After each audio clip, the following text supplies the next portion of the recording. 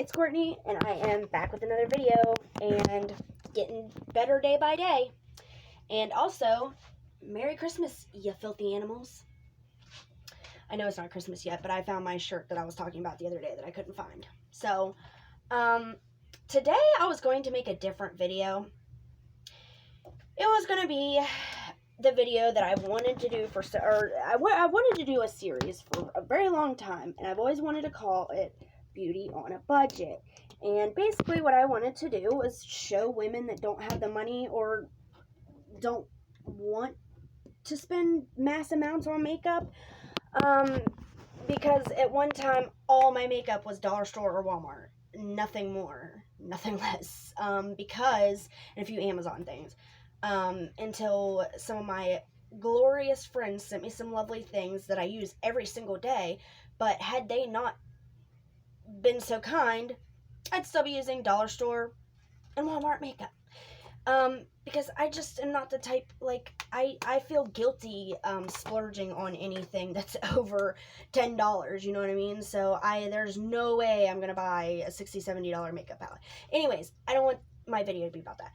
I just want to show women that you can be beautiful on a budget. You can look like $1 million and only spend $1. So I'm gonna do that in a different video though, because there was something else that I wanted to talk about in that video, and it just didn't feel right talking for 10 minutes and then finally getting to the subject at hand that I really wanted to talk about, and kikiing and giggling and, you know, talking about normal things for 10 minutes, and then all of a sudden dropping this awful thing and being like, dropping a bomb and running, basically. Hold on, guys. I don't want my kids listening to this, so I gotta go see what Okay, I'm back.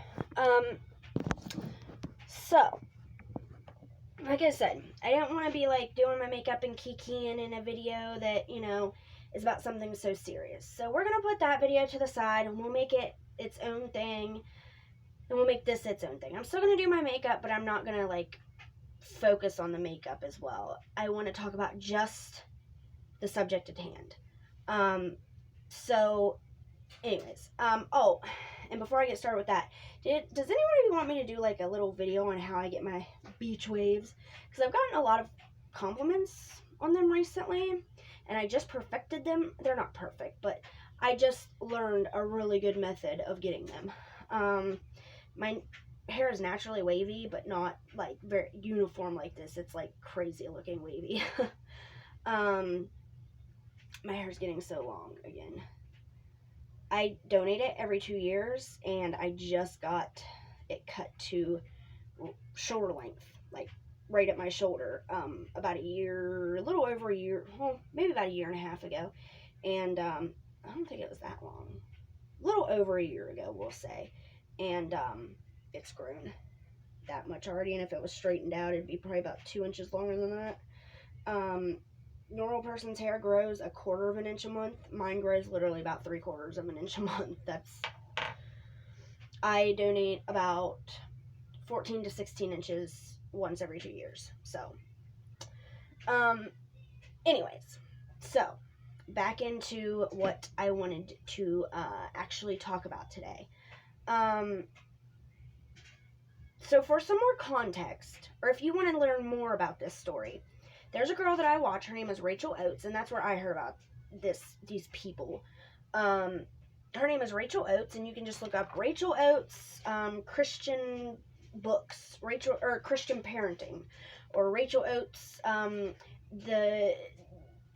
how to train a child, or how to train up a child. I used to think it was called How to Raise Up a Child.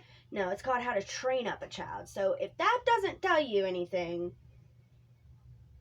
you might be one of them. I'm just kidding, by the way, but, so you can find the videos on these people.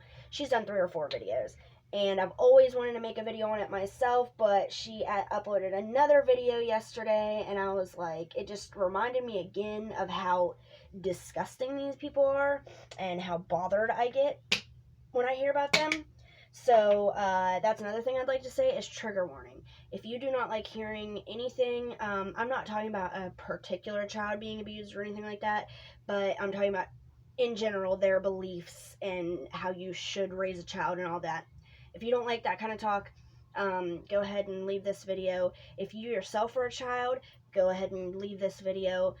Because no children should be watching me anyways. This is not a channel for children or meant to be for children. So if you're under 18, this is, if I don't want my kids being involved in this conversation, I don't want somebody else's kids being involved in this conversation. So if you guys could kind of, thank you, I appreciate it. So I need to get my charger. That sucks. Hold on, guys. Okay, so this story involves two people. Well, involves lots of people, but the people that are causing all the problems are named Debbie and Michael Pearl.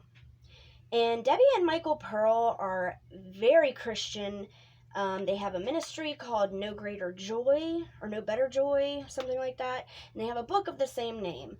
They also have a book called How to Train Up a Child, or How to Train Up Your Child.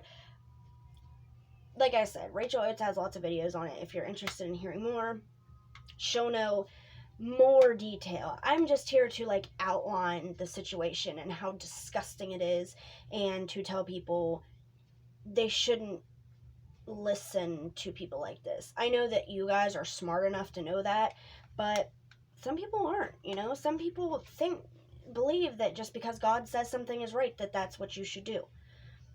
But these people use God and the Bible as a means to abuse their children. Their books basically outline how to make your child hate you and not trust you. They use the Bible and interpret it in a way that basically your child is not gonna respect you. They say that basically everything in the book is beat your child, beat your child, beat your child, beat your child. Beat your child into compliance is their whole aesthetic. Beat your child until they are afraid to ask why. They are afraid to disagree. They're afraid to be their own person. And they're saying that, no, it's teaching your child to respect you. Let me tell you a little story. This is one of the anecdotes in the book. In the, I think it's the No Greater Joy book. So, there's an 11-month-old child across the table from Michael Pearl. And her mother is sitting there feeding the baby. And she gets halfway through the jar of baby food. And she starts trying to feed the baby. And the baby's going, you know, how babies are when they don't want to eat anymore. They're full. And, you know, a normal parent would be like, oh, okay, you full, and whatever. And that's that. The child's full. I'm not going to make them eat anymore. Whatever. But no. This man went on to tell this story about how this mother tried to feed the baby again. The baby refuses 2 or 3 more times. And then the next time the baby tries to refuse, the mother smacks the baby. 11 months old. Smacks the baby. And gives it to her again. The baby refuses again. Smacks her even harder. The baby refuses again. Smacks her even harder. Until it gets to the point where the mother goes like this and tries to hand the baby the food, and the baby goes to push it away, but then pulls her hand back. But then pulls back, and then eats the rest of the food.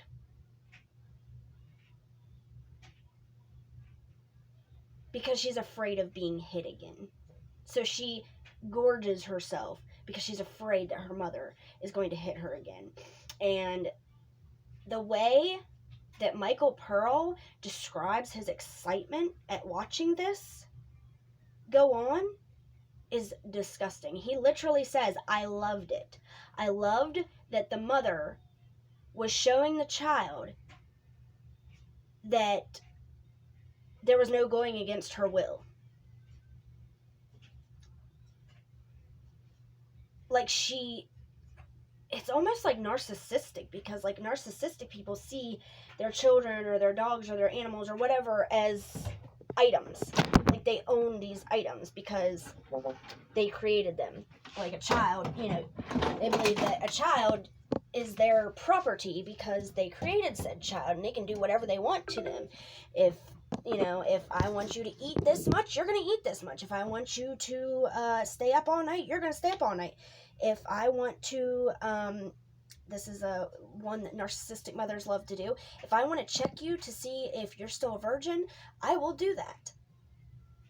T.I., looking at you, bud. You might not have done it yourself, but you had somebody do it for you. Narcissist. That child is not your property. So you cannot, that's abuse in my opinion. Forcing a child to eat. I have a friend that's what her stepmother did to her. Her stepmother would force her to eat and eat and eat and eat and eat until she was throwing up, and then she would force her to eat the throw up too. And that fucked her up bad. So don't tell me it's not abuse. Let me tell you another little thing. There was a time in my life where I wasn't mentally well at all. I've talked about it before. Lots. I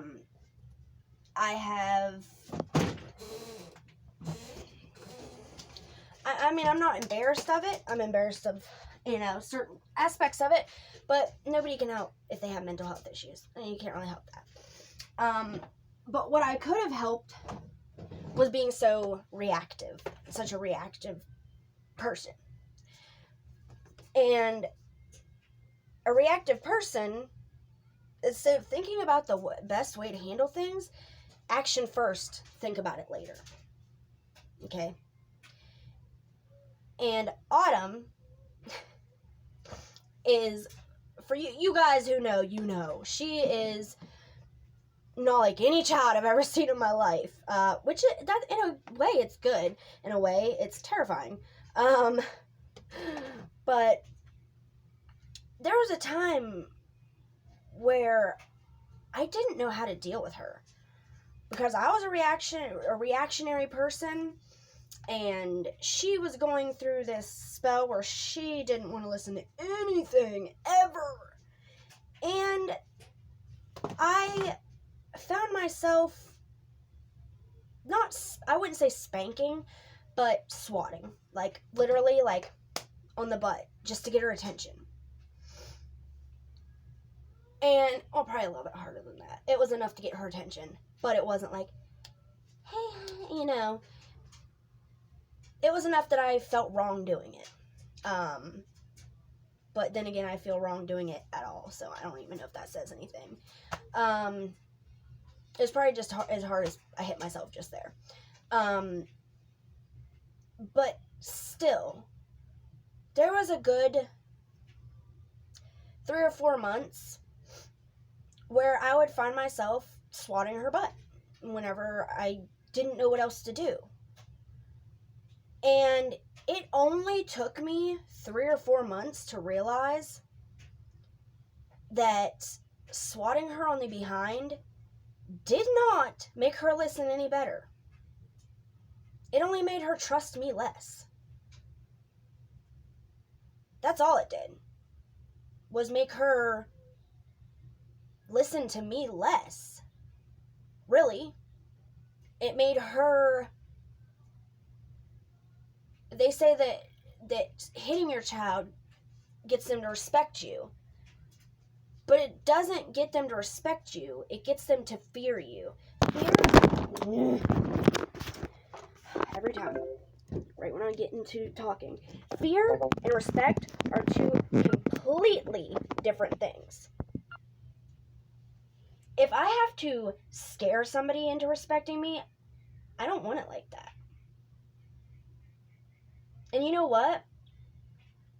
Once it clicked in my head that all this was doing, every time I went on her butt, was making her trust in me and in my guidance less and less. Because if this person is going to swat me on the behind whenever I'm doing something wrong, then why would I trust their guidance and that they want the best for me if they're swatting me? So right then and there, I stopped. I'm not going to say I've never smacked her butt since then. The only time that I have smacked her butt since then is when she scares me. One time we were standing in the driveway and a car started coming by and she was just standing there, so I didn't think I needed to hold her hand or anything. And then she started, like, the car was like right in front of us and starting to go down the hill, and then she starts running like towards the car, and just out of instinct I grabbed her and pulled her back, and then I smacked her butt because it scared me so bad. I was like, don't do that. But that is the only time I can even imagine myself now reacting like that, is when it's something really bad. Because otherwise, you're not teaching your child respect. You're teaching your child to fear you and to not trust you and to know that you don't want what's best for them. Because if you wanted what was best for them, you wouldn't put them in physical harm or physical pain or any type of distress.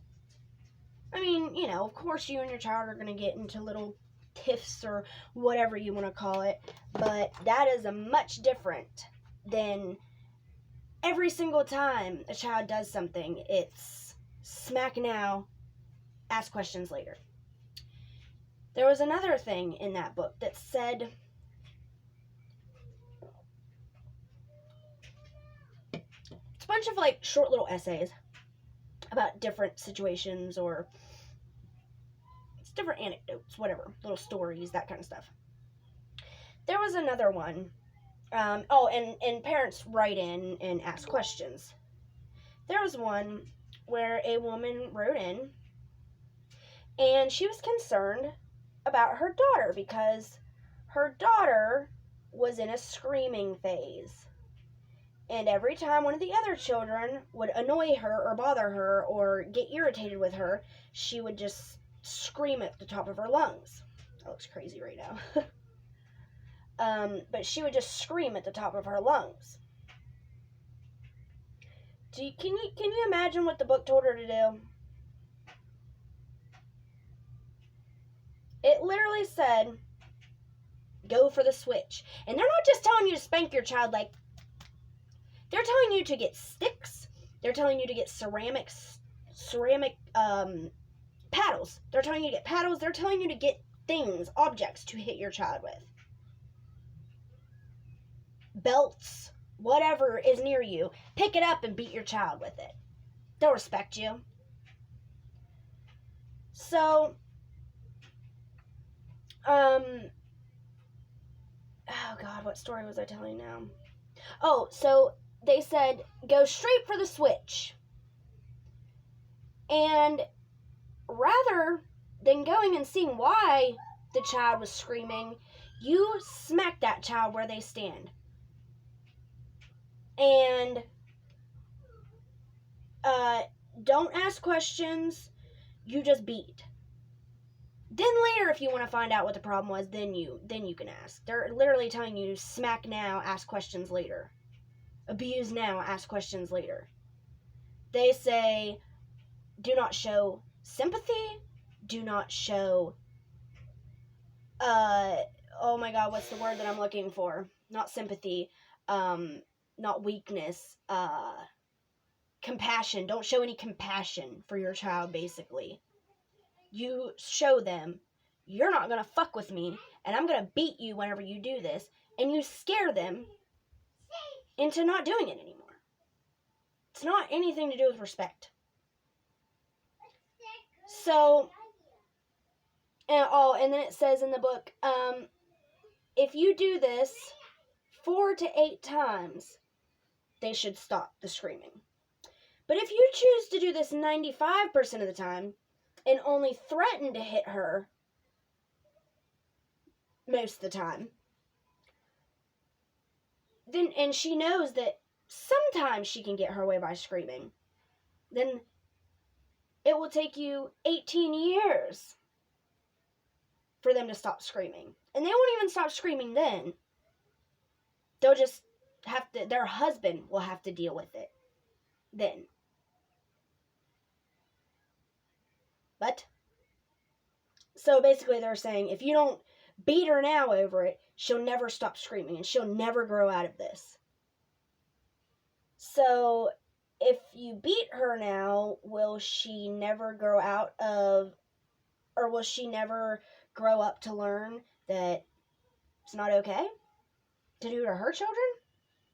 Not that they would think it was wrong anyways, because they think that that's the way to deal with everything. Just beat them. So,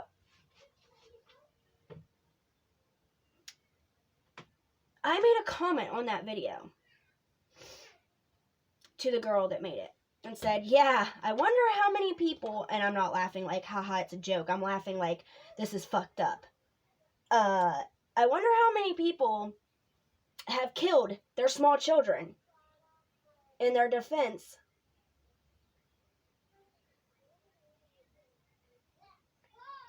And their defense was, well, Debbie and Michael Pearl told me that the Bible told me that it's okay. And it wasn't a joke, but it was a joke. You know, like, it was like in the middle of being serious and being a joke. Obviously. I was serious in a way. But in another way, I don't think that anybody, well, didn't think that anybody would actually be that stupid to say, well, the book told me to do it. The Bible told me that I should beat my child, so that makes it okay. You can't arrest me. Jesus said that it was okay to abuse my child, so you're just a cop. If Jesus tells me it's okay, then you can't arrest me for something Jesus says is okay. Well, boy, was I wrong. There are 7 documented cases linked to a child's death being linked to Debbie and Michael Pearl's books. Fuck. 7. Documented. Just documented. Most people probably have enough sense that if they murder their child, they're probably not going to try to blame it on a book. So this is just 7 people that are dumb enough to think that saying, the book told me to do it, will get them off. Get them out of the trouble. It's hard to tell how many people it has affected in child abuse cases, in murder cases, in neglect cases, in all of that. It's hard to tell. Hold on, I don't want her hearing me talking about this stuff.